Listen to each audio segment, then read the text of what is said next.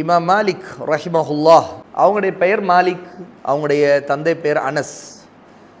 இமாம் மாலிக்குடைய அந்த அவங்களுடைய பரம்பரையை அவங்களுடைய பெயரோடு இணைத்து சொல்லும்போது மாலிக் இப்னு அனஸ் இப்னு மாலிக் இப்னு அபு ஆமீர், அதாவது ஒரு நபித்தோழருடைய குடும்ப வம்சாவளியில் தான் இவன் மாலிக் வராங்க ரஹிமஹுல்லா. அவங்க பிறந்தது மதீனா தான், மாலிக்குடைய ஊர். அவங்க பிறந்தது ஹிஜ்ரி 94, சரியா. அவங்களுடைய குன்யா சிறப்பு பெயர் அபு அப்துல்லா. இமாம் மாலிக் அவர்களுடைய பாட்டனார் மாலிக்குடைய தந்தை அபு ஆமீர் ரதியல்லாஹு அன்ஹு அவர்கள் மூத்த நபித்தோழரில் ஒருத்தர். அபு ஆமீருங்கிறவங்க ஒரு நபித்தோழர், ஒரு சஹாபி.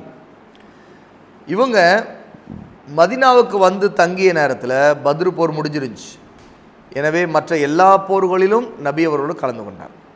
அபு ஆமீர் ரதியல்லாஹு அன்ஹு பத்ரை தவிர மற்ற எல்லா போர்லையும் ரசூலுல்லாவோடு இருந்தவங்க. அப்படிப்பட்ட அவங்களுடைய ஒரு கொள்ளு பேரன் தான் யார்? இமாம் மாலிக் ரஹிமஹுல்லாஹி தஆலா. இமாம் அவருடைய பாட்டனார் மாலிக் ரஹிமஹுல்லா அவர்கள் மூத்த தாபியீன்களில் ஒருவர், சரியா. பாருங்கள், மாலிக்குங்கிற அனஸ் இப்னு மாலிக்னு வருது பாருங்கள். மாலிக் இப்னு அனஸ் இப்னு மாலிக். இந்த மாலிக்குங்கிறது அவங்களுடைய பாட்டனார் பேர். அந்த பாட்டனார் பேர் தான் இமாம் அவங்களுக்கும் வச்சுருக்கிறாங்க. யாரும் அவங்களுடைய மகன், அவங்களுடைய தந்தை அனஸ், சரியா. இவங்க மாலிக்கு யாருன்னு கேட்டால் பாட்டனார், அவர் வந்து ஒரு மூத்த தாபியில் ஒருவர். ஏன்? அவங்களுடைய தந்தை யார்? தந்தை ஒரு சஹாபி, அவங்க தந்தையே ஒரு சஹாபிங்கனால இவர் யார்? தாபி தானே அப்போ, சரியா, மாலிக் அவங்க. அப்போது அப்படிப்பட்ட பாட்டனாருடைய வம்சத்தில் தான் இவங்க வராங்க. நபித்தோழர்கள் Umar, Talha, Abu Hurairah, Hassan ibn Thabit, இன்னும் ஆயிஷா ரலியல்லாஹு அன்ஹா போன்றவரிடமிருந்து ஹதீஸ்களை அவர் அறிவித்திருக்கிறார். யார்? தாபி மாலிக். உஸ்மான் ரலியல்லாஹு அன்ஹு இறந்த சமயம் அவரின் உடலை சுமந்து சென்று அடக்கம் செய்த 4 நபர்களில் ஒருவர் தான் இந்த மாலிக், சரியா.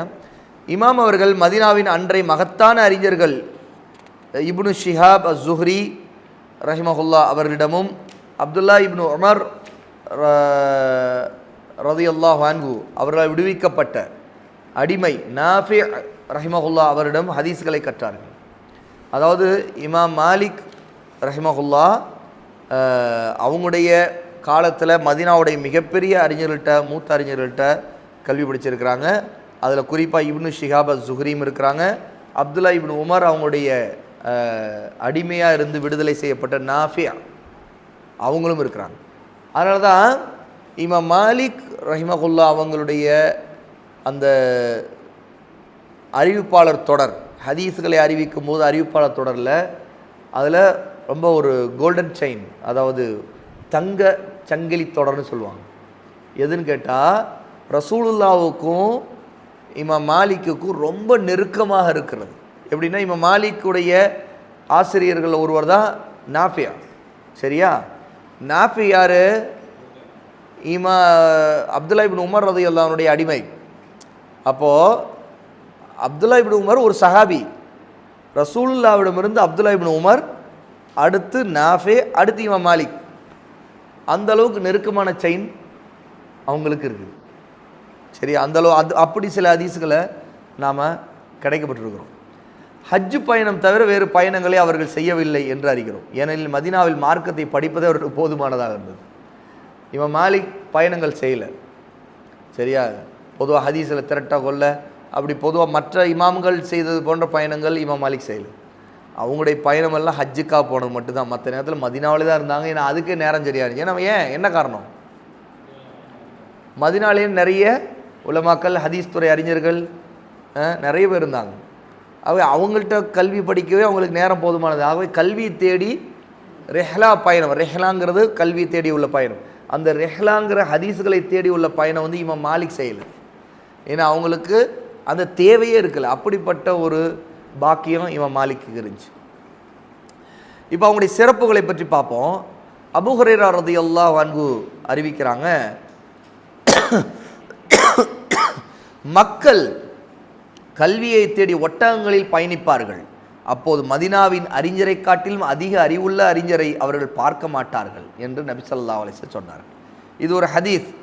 முஸ்னத் அஹமதில் இது இடம்பெறுது, திருமீதியில் இடம்பெறுது. இது அபூ ஹுரைரா ரலியல்லாஹு அன்ஹு அறிவிக்கிற இந்த செய்தி.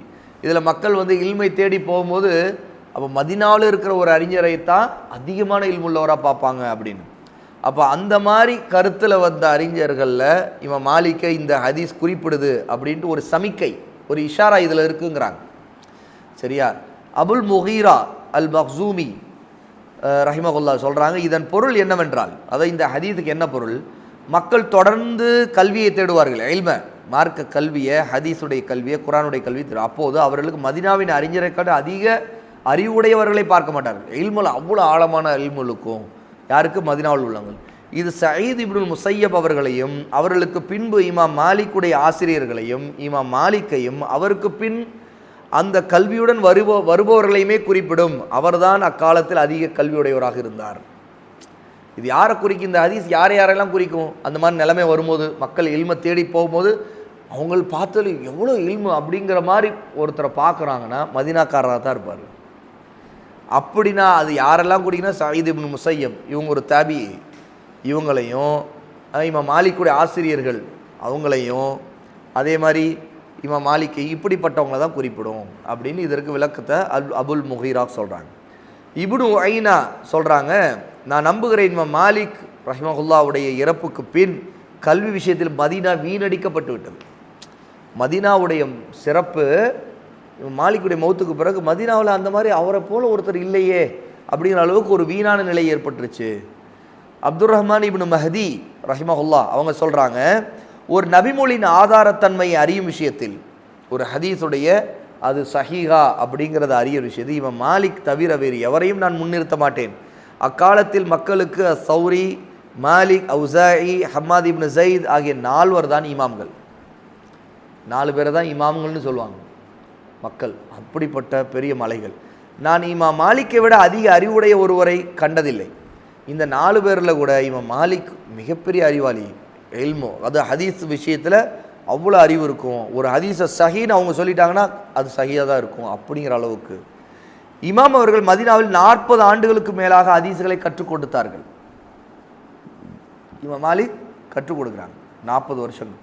நபி அவர்களது சொற்களையும் நபித்தோழரையும் கூற்றுகளையும் சேகரித்து முஅத்தா எனும் நூலை தொகுத்தார்கள். இமாம் மாலிக்குடைய மிக பிரபலமான புத்தகம் இது முஅத்தா. முஅத்தாவுடைய நூல் வெறும் ஹதீஸ்களை மட்டும் கொண்டிருக்காது. ஹதீஸ்களோடு சஹாபாக்களுடைய கூற்றுகள், அவங்களுடைய சம்பவங்கள், ஆசாரும் இருக்கும். ஆசாருங்கிறது குறிப்பாக இந்த மாதிரி விஷயத்தை ஆசார்னு சொல்லுவாங்க. அந்நூலின் சிறப்பை கண்ட அன்றைய ஹலீஃபா அபு ஜாஃபர் அல் மன்சூர் அதையே தம்முடைய அரசாங்கத்தின் சட்ட சாசனமாக அறிவிக்க கேட்டார். இமாமும் மறுத்து விட்டார்கள். அந்த முஅத்தாவை தொகுத்த பிறகு அதனுடைய சிறப்பை பார்த்துட்டு அப்போது ஹலீஃபாவாக இருந்த அபு ஜாஃபர் அல் மன்சூர் அவர் என்ன சொன்னார், இதை இஸ்லாமிய அரசுக்கு, நம்முடைய கிலாஃபத்துக்கு சட்ட சாசனம் ஆக்கிடுவோம், இதில் உள்ளபடி தான், இதுதான் ஃபைனல் அப்படின்னு ஆக்கிடுவோம் அப்படின்னு சொன்னார். ஆனால் இமாம் அதை ஏற்கலை. தன்னுடைய புத்தகங்கிறதுக்காக அதை ஏற்றுக்கலை. ஏன்? அதற்கு அவர்கள் சொன்ன காரணம், அல்லாஹ்வின் தூதருடைய ஹதீஸுகள் மதீனாவிலிருந்து வெளியே சென்ற வேறு பல நபித்தோழர்களால் அறிவிக்கப்பட்டு அவை அந்த பகுதி மக்களிடம் நடைமுறையில் இருந்து கொண்டிருக்கும். இந்த கித்தாபில் இருக்கிறது மட்டும்தான் ஹதீஸுகள் சொல்லக்கூடாது. ஏன்னா மற்ற சஹாபாக்கள் மூலமாக வேறு ஊர்களுக்கு, வேறு நாடுகளுக்கு போனதும் இருக்குது. அங்கே உள்ள மக்கள் அந்த சஹாபாக்கள் மூலமாக அறிஞ்ச ஹதீஸ்களை ஃபாலோ பண்ணிகிட்டு இருப்பாங்க. அப்போது அதையெல்லாம் செய்யக்கூடாதுன்னு நம்ம சொல்கிற மாதிரி ஆகிடும். இதை மட்டும் தான் ஃபாலோ பண்ணணும்னு சொன்னால், என்னால் தொகுக்கப்படாத, அதாவது நான் கம்பைல் பண்ணாத, எனக்கு கிடைக்காத தொகுக்கப்படாத நபி வழிகளும் சுன்னாக்களும் அவற்றில் இருக்கும். இந்த நிலையில் என்னுடைய நூலை மட்டும் சட்ட சாசனமாக ஆக்குவது பிற நபி வழிகளை கைவிடும் நிலைக்கு உள்ளாக்கி விடலாம். சுன்னாவை மற்ற மக்கள் என்ன செய்வாங்க, அரசாங்கம் சொல்லிருச்சு இதைத்தான் ஃபாலோ பண்ணணும், அப்போ அதெல்லாம் விட்டுருங்க அப்படின்னு, அப்படி ஆகிடும். அந்த நிலை வரக்கூடாது. எனக்கு தெரியாது என்பதே ஒரு அறிஞரின் கேடயம். அவர் அதை கீழே போட்டு விட்டால் அவரை தாக்குவோர் வீழ்த்தி விடுவார் என்று இமாம் மாலிக் சொல்லுவதுண்டு. அதனால் எனக்கு தெரியாது இருக்கும் அப்படின்னு இமாம் மாலிக் சொல்கிறாங்க. அதனால் அந்த சுன்னாவை நாம் விட்டுறக்கூடாது, அதை தள்ளிடக்கூடாது. அல் ஹைஸம் இப்னு ஜமீல் ரஹிமஹுல்லா அவங்க சொல்கிறாங்க, நான் கேள்விப்பட்டுள்ளேன் மாலிக் அவர்களிடம் 48 விவகாரங்கள் குறித்து கேள்வி கேட்கப்பட்டது. 48 48 மஸ்அலாக்கள். விவகாரங்கள்லாம் என்ன? சந்தேகங்கள், மார்க்க சட்டங்கள் சம்பந்தமான கேள்விகள் 48. அவற்றில் 32 கேள்விகளுக்கு அவர்களின் பதில் எனக்கு தெரியாது என்பதுதான். மாலிக்கிடம் இருந்த பணிவு. இன்றைக்கி எப்படின்னா மக்கள் வந்து அப்படியா எனக்கு தெரியாதுல்ல, நான் சொல்கிறேன், பதில் சொல்கிறேன், இப்படி தான் மக்கள் எது எடுத்தாலும் தெரிஞ்சதான் பேசுவாங்க. ஆனால் இவன் மாலிக்கு 48 கேள்வியில் 32க்கு தெரியாதுன்னு தான் பதில் சொல்லியிருக்காங்க, எனக்கு தெரியாதுன்னு சொல்லியிருக்காங்க. ஹாலித் இப்னு கத்தாஷ் ரஹிமஹுல்லா சொல்கிறாங்க, நான் மாலிக் அவரிடம் 40 விவகாரங்களுடன் போனேன், அவற்றில் 5ற்கு மட்டும்தான் பதில் அளித்தார்கள். இன்னொரு அறிவிப்பு வந்திருக்குது செய்தி, நான் 40 கேள்விகளை கேட்டேன் மசாலாக்கள், அதில் 5க்கு மட்டும்தான் அவங்க எனக்கு தெரியும்னு பதில் சொன்னாங்க, மிச்சம் 35க்கு எனக்கு பதில் தெரியாதுன்ட்டாங்க. இப்படிப்பட்ட கல்வி ஆழமும் அதே நேரத்தில் பணிவும் உள்ளவங்க தான் இமாம் மாலிக். ஹிஜ்ரி 140களில் இமாம் அவர்கள் சத்திய சோதனைக்கு ஆளானார்கள். அதாவது ஹிஜ்ரி 140களில் அவங்களுக்கு பல பிரச்சனைகள் வந்துச்சு. அன்றைய அப்பாசி ஆட்சியாளர்கள் மக்களிடம் பையத் பெறும்போது, அதாவது உறுதி பிரமாணம் பெறும்போது, எவர்கள் அதை முறிக்கிறார்களோ அவர்களின் திருமணம் தானாகவே தலாக்காகிவிடும் என்ற நிபந்தனையும் சேர்த்திருந்தார்கள். இது தலாக்கை கட்டாயப்படுத்தி பெறுவது என்பதால் இது மறுத்தாங்க இமாம் மாலிக். இது தப்பு அப்படி. அதாவது ஆட்சியாளர் பையச் செய்தால் கீழ்ப்படியருக்கு பையச் செய்யணும். அப்போ ஒருத்தர் வந்து பையச் செய்துட்டு அதுக்கு மாறு செய்தால், ஆட்சியாளருக்கு மாறுபட்டால், அப்போ அவங்களுடைய திருமண உறவு தலாக்காயிடும் அப்படி சொல்லி யாரோ ஆட்சியாளருக்கு மாறு செய்து பிரச்சனை பண்ணிட்டா உடனே கணவன் மனைவி பிரித்து வச்சுருவாங்க, தலாக் ஆயிடுச்சு உங்களுக்கு அப்படின்னு. ஏன்னா பையத்தோடு சேர்த்து தலாக்கையும் நிபந்தனையாக வச்சுருந்தாங்க. அந்த மாதிரி பண்ணியிருந்தாங்க. இமாம் அவர்கள் இந்த சட்டம் செல்லாது என்று தீர்ப்பளித்தாங்க. அப்போ இது சம்மந்தம் ஃபத்வா கேட்கப்பட்டுச்சு இமாம் மாலிக்கிட்ட, இது சரியா அப்படின்னு. இது செல்லாது, அந்த மாதிரி ஒருத்தருக்கு தலாக்கெலாம் ஆகாது அப்படின்னு சொன்னாங்க இமாம் மாலிக். இது உடனே ஆட்சியாளர்களுக்கு பிடிக்கல. ஏன்னா நாங்கள் ஒன்று சொன்னால் நீங்கள் வேறு மாதிரி சொல்லுவீங்களா அப்படின்னு சொல்லிட்டு இமாம் மாலிக்கை ரொம்ப வேதனை செய்ய ஆரம்பித்தாங்க. கட்டாயப்படி தலாக் பெற்றால் அது தலாக்காக கருதப்படாது என்பதற்குரிய ஆதாரங்களை எடுத்து வைத்தார்கள். இது ஆட்சியாளர்கள் கடும் கோபத்தை ஏற்படுத்தியது. மதினாவின் ஆளுநர் இமாம் அவர்களை பிடித்து கடும் வதை செய்தார். அதாவது சித்திரவதை, தண்டிக்கிறாங்க, சாட்டையடி கொடுக்குறாங்க. அவர்களை கட்டி போட்டு சிறையிலிட்டு சவுக்கடி கொடுத்து துன்புறுத்தினார். இது மதினாவுடைய கவர்னர் செய்த வேலை. அப்போ எந்த அளவுக்கு இதனால் இமாம் அவர்களின் தோல் புஜங்கள் செயலிழந்து போயின. சவுக்கடி கொடுத்து வேதனை செய்ததுனால, அவங்க கொடுத்த தண்டனையினால் தோல் புஜம் வேலை செய்யலை, அப்படியே தொங்கிக்கிட்டு இருக்கிற மாதிரி ஆயிடுச்சு, வேலை செய்யாதவர்கள். அவர்களின் 2 கைகளும் செயலிழந்துருச்சு, 2 பக்கமும் கை வந்து வேலை செய்யாது. தொழுகைக்கே இப்படி கை விட்டு இப்படி தான் இருக்கும், அப்படி தான் நின்று தொழுவாங்க இமாம் மாலிக். மரணிக்கு வரை தம் தொழுகைகளில் நெஞ்சின் மீது கைகட்ட முடியாமலாகி கைகளை தொங்கவிட்ட நிலையிலேயே தான் இமாம் மாலிக் தொழுதாங்க கடைசி வரைக்கும். இதனால் ஹிஜ்ரி 179 ரபியுல் அவ்வல் 14 தமது 85ஆம் வயதில் மதினாவில் மரணித்தார்கள். அல்லாஹ் அவர்களின் பொறுமைக்கும் உறுதிக்கும் சிறந்த கூலியை தருவானாங்க. இதுதான் இமாம் மாலிக் ரஹிமஹுல்லா அவர்களை பற்றி வாழ்க்கை குறிப்பு. இப்படிப்பட்ட தியாகத்தோடு தான் கல்வியை மக்களுக்கு எடுத்து சொல்லிக்கொண்டு சத்தியத்திற்காக நின்று, ஆட்சியாளர்கள் வந்து கடுமையாக அவங்கள சித்திரவதை செய்த நேரத்தில் கூட அவங்க ஆட்சியாளருக்கு எதிராக கிளர்ச்சி செய்யாமல் கீழ்ப்படிந்த நிலையில் சத்தியத்தை மட்டும் தெளிவுபடுத்திட்டு அவங்க அல்லாஹ்வுக்காக பொறுமை காத்து கொண்டாங்க அப்படிங்கிறதையும் இந்த வரலாற்று குறிப்பிலேருந்து நம்ம தெரிஞ்சுக்கிறோம். இது இமாம் மாலிக் ரஹிமஹுல்லாவுடைய சுருக்கமான வரலாறு.